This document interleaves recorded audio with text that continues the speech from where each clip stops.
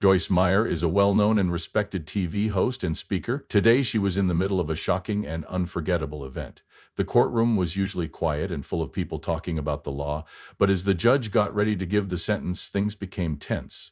Meyer stood there with a face that was both excited and scared. No one could have known what was going to happen. What came next seemed to freeze the air because of how serious what was being said was. She went from looking shocked to looking much more scared in an instant. Without giving anyone a chance to fully understand what was going on, Joyce Meyer fell to the ground in the middle of the courtroom.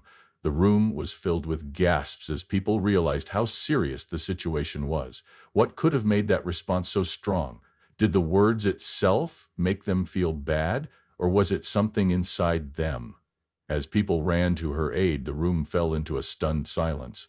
What happened next happened faster than anyone could have imagined. This sudden change of events has made everyone wonder what really happened to cause Meyer to fall and what hard truth she now has to face. The career and rise of Joyce Meyer. Joyce Meyer's story is one of strength, faith, and debate. She went from having a hard youth to becoming one of the most famous Christian televangelists. She has been a major voice in the prosperity gospel movement for decades and has millions of fans all over the world.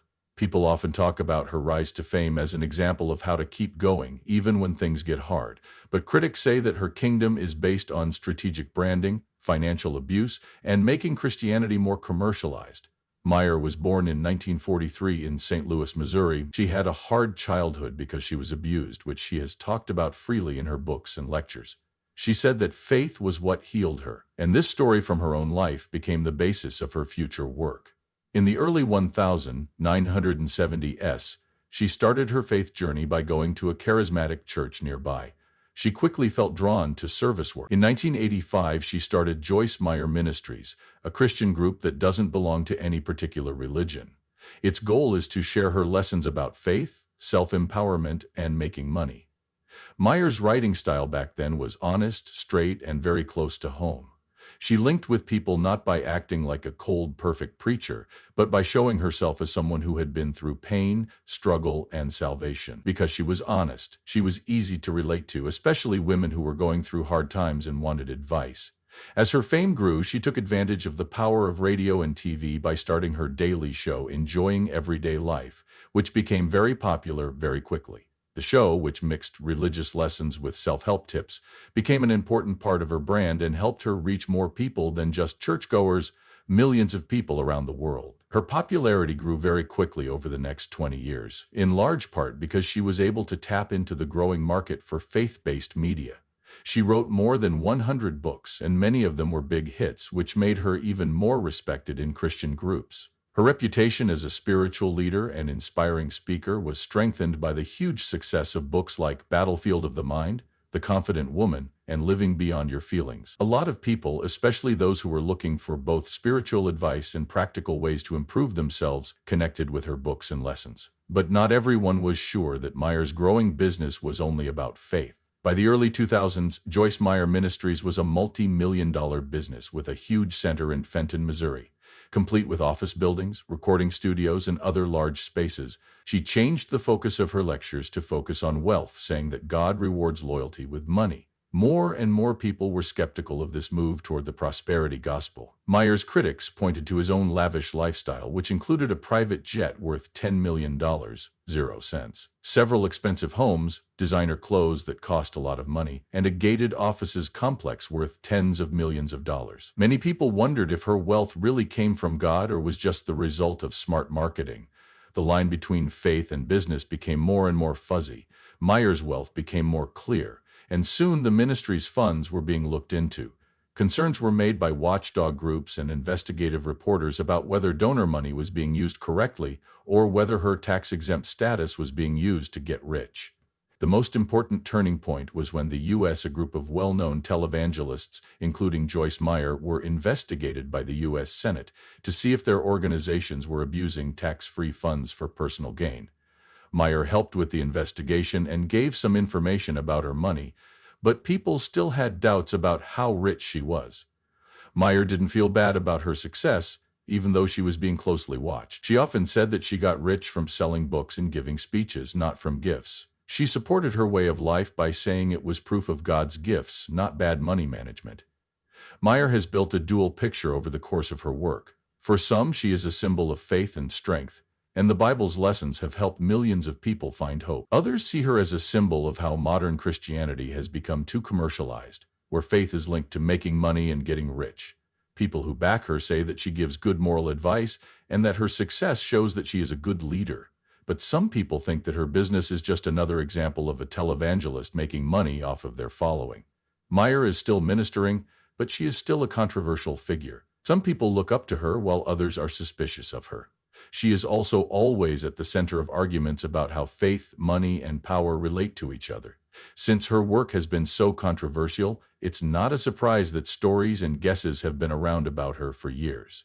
Now that Joyce Meyer is in trouble with the law, everyone is wondering, has her business finally hit a turning point? There had to be a lot of pushing in going on and finishing. Let's pray. Father, I pray that you'll fill my mouth because I have no idea what will come out of it. You said in your word to open it and you'll. That's why I'm going to try to walk on water and open my mouth. I trust you to fill it with the things people need to hear. I can't tell you my whole story in an hour, but I trust you to pick out the most important parts to help people. And I pray that when we're done today, everyone will know that they can do anything if they let you lead and guide them. Amen, in the name of Jesus. So, everyone has a story. It's not that mine is better than anyone else's. Their story is important to everyone. Speculation that she was jailed and the scandal that started it all, concerns about Joyce Meyer's possible arrest have shocked people in both religious and non-religious groups. In Christian media, this woman was once seen as invincible because of her inspiring talks and best-selling books. Now she is at the center of a scandal that no one saw coming. Meyer built a kingdom on faith and wealth for decades, persuading millions of people that strong faith could lead to divine benefits. But now there is a lot of talk about whether the same financial power she built is now what brought her down. The first news stories about Meyer's judicial problems came out of the blue. At first, it looked like they were just internet rumors and dramatic headlines meant to cause trouble. But as more facts came out, the rumors changed into a full-on media storm. News sources, started to hear about a possible criminal investigation into financial wrongdoing, which led to a lot of gossip. Could it be that the woman who had taught about getting through hard times was now going through one of her own? There are claims that Joyce Meyer Ministries misused money, which is what started the dispute. People had been worried for years about how the group spent gifts, tax-free money, and big purchases. Meyer's fancy home, private jets, expensive clothes, and lavish lifestyle have been criticized for a long time. These things were seen as too much for a religious leader whose job was to focus on faith, not money. Meyer always said that she got rich from selling books and giving speeches, but many people wondered if the money from donors was being wasted. One of the most shocking claims in the news scandal is that Meyer and her organization may have lied to donors by making it seem like their donations were directly funding charitable work. In reality, a lot of the money was allegedly going to Meyer's personal expenses and other unreported business ventures. A number of former workers who did not want to be named have said that financial records were purposely vague and that the ministry did everything possible to avoid government checks. There was talk that the IRS and government agents had been quietly building a case against Joyce Meyer Ministries for years, waiting for the right time to go to court. This made the situation even worse. Even though there were no official charges yet, stories that got out said that the investigation was mostly about tax fraud, theft, and breaking rules about how nonprofits should handle their money. It could be very bad for Meyer and her whole group if what she says turns out to be true.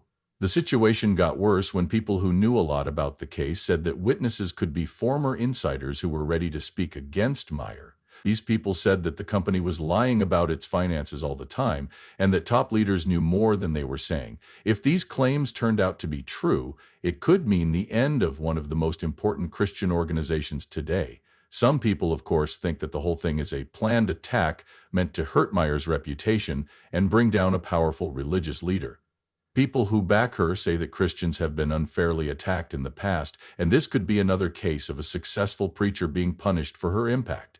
These people say Meyer is being falsely accused, that she has always been honest about her money matters, and that the charges are just an attempt to hurt her image. But some people see the incident as a long overdue wake-up call. They say that televangelists like Meyer have been making a lot of money for a long time without being properly supervised, all while telling people they are doing holy work. They see this case as justice finally being done to a business that has taken advantage of people's faith for a long time to make money. As word spread that Meyer was in jail, the specifics stayed annoyingly unclear. There were different stories that said she had already been arrested, while others said she was just being questioned and hadn't been officially charged yet. There was a lot of uncertainty, which led to more ideas. These ranged from a huge government cover-up to Meyer's law team delaying what was going to happen. No matter what the truth is, Joyce Meyer is no longer just a preacher and author. She is now the center of a court story that everyone is talking about. We don't know if she will be able to recover from this scandal or if it will be the end of her career. There is one question that keeps coming up, though. Has Joyce Meyer's kingdom finally started to fall apart? Or will she find a way to get back to the top? We've all been hurt, so I'm not telling you this to make you feel bad about yourself.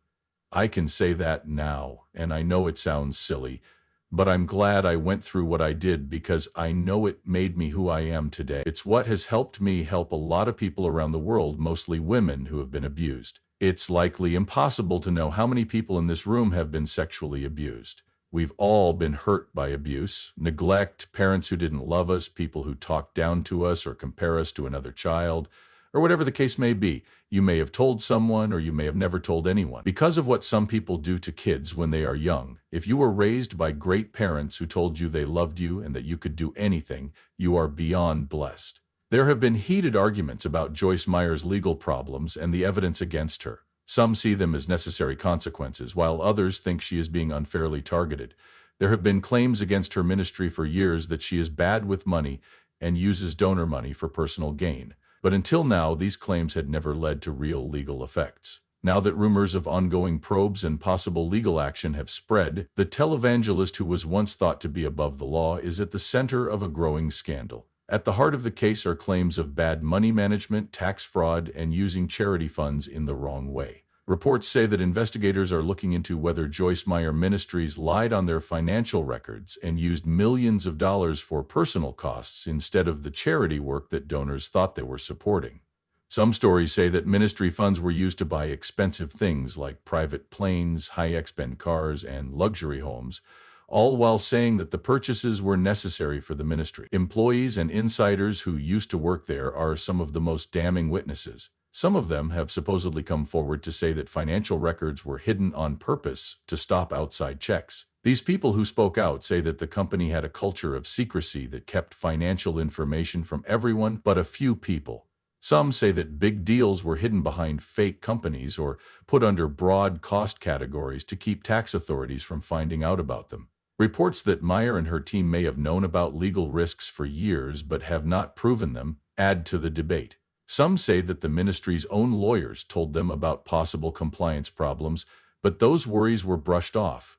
If this is true, it could mean more than just bad money management. It could mean intentional wrongdoing, which has much greater judicial implications. Meyer's lawyers have strongly denied that she did anything wrong, saying that her wealth comes from selling books, giving speeches, and other legal ways of making money, not from theft. It has always been clear how much money someone spends, and the charges are just an attack on a famous religious leader. Critics, on the other hand, say that her lavish lifestyle and the size of her business company make people wonder if she has really lived up to the moral duties of a religious nonprofit. As the probes go on, it's still not clear what might happen to Meyer. If the accusations are proven in court, she could face heavy fines, the loss of her ministry's tax-exempt status, or even criminal charges. If this turns out to be wrong, it would be another case of a strong Christian leader being unfairly criticized for her success. The upcoming court case will decide if Joyce Meyer's name stays one of the most important in modern Christianity, or if it turns into a warning about how power, money, and faith can be misused. It's sad sometimes, and I know that most of the time they don't even know what they're doing. Most people are just acting out of pain, which is why it doesn't help to hate people who hurt you. That's the first thing you should realize.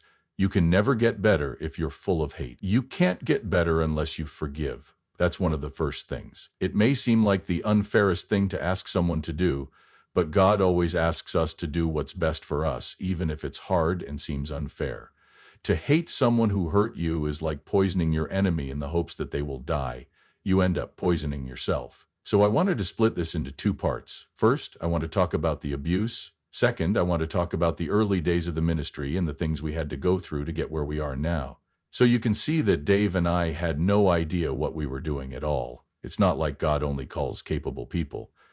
Responses to Joyce Meyer's trial has sparked a flurry of responses, dividing her fans into two deep camps: those who see her as a victim of an unfair system, and those who think justice is finally being done. Meyer built a reputation for herself as a strong, religious, and successful woman for many years, and her lessons inspired millions of people. But now, as the drama in court plays out, her fans and foes are fighting more than ever. On the one hand, her devoted fans are still sure she is not guilty. They see the trial as an attack on Christianity and great religious leaders. A lot of people say that government agencies and liberal groups have been trying for a long time to denigrate televangelists, especially ones as well known as Meyer. For those who back her, this is not about theft or wrongdoing with money. The goal is to silence a strong religious woman who has helped millions of people change their lives. Hashtags like Stand with Joyce and Pray for Joyce Meyer are all over social media as Joyce Meyer's fans stand behind her, thinking that she will get through this just like she has through other tough times. Many of Meyer's most ardent fans think that this case has a spiritual purpose and that the enemy is using the courts to bring her down. Others in the religious community, including pastors, have come forward to defend Meyer, saying that her wealth is due to God's gifts and not lying.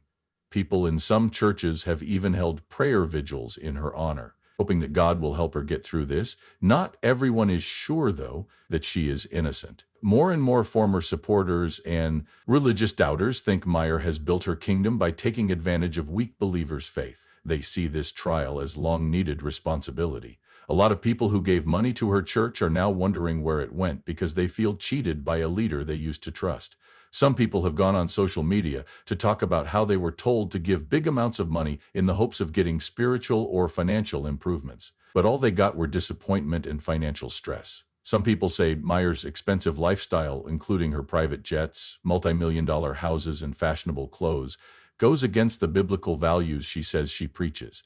They think that the trial is showing what her church really is, which they see as a business empire that looks like a religious group. Many people now want religious groups to be more open about their finances.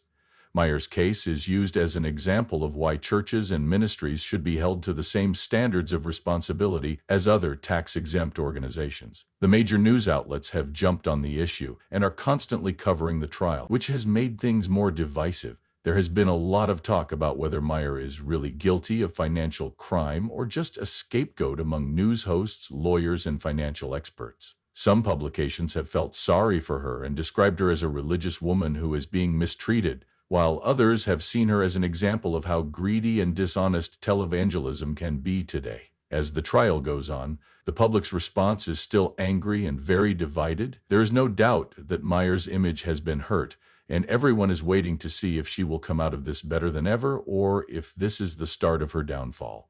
One thing is for sure, this trial has changed how people will always think about Joyce Meyer, and the discussion about her impact will go on long after the courtroom doors close.